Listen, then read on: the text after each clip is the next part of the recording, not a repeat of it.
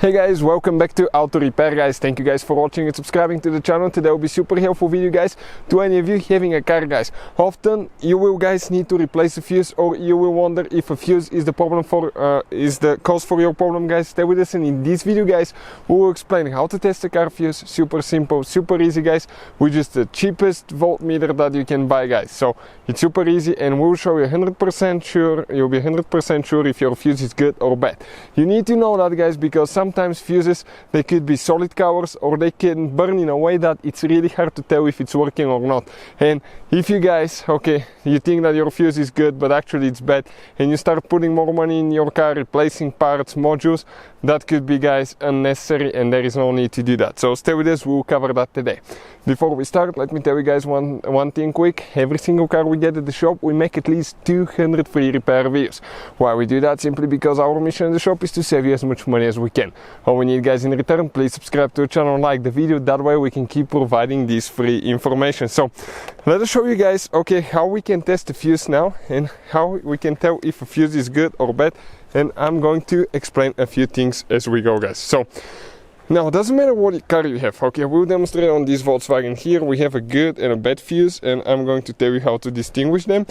Some fuses are really easy to see, if they're good or bad. Let me focus quick here.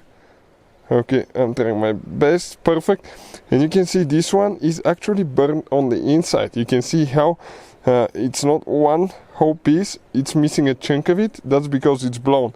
Now if we switch to this one here guys, this is a good fuse.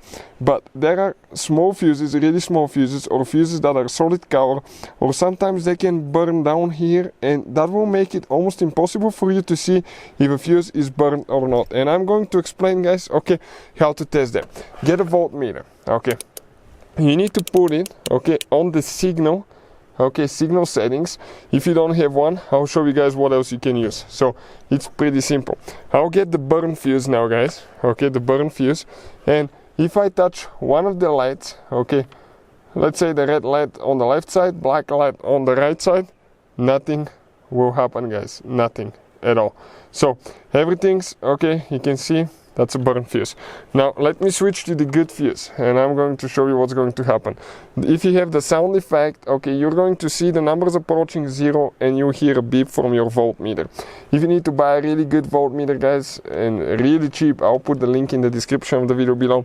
Also, if you need to buy parts or tools, we share the links as well, so you can see where you can save even more money. So check it out now. This is the good fuse. You hear guys, that beep, and it approaches 0. And if I guys switch actually to the bad fuse now, check it out, it just stays at 1, and there is no connection, there is 0 connection. So when this fuse is good, it's like touching these two together guys, there will be communication, because it's one piece, and the current just flows through it. But when the piece is broken, there is no communication, and it's not registering that.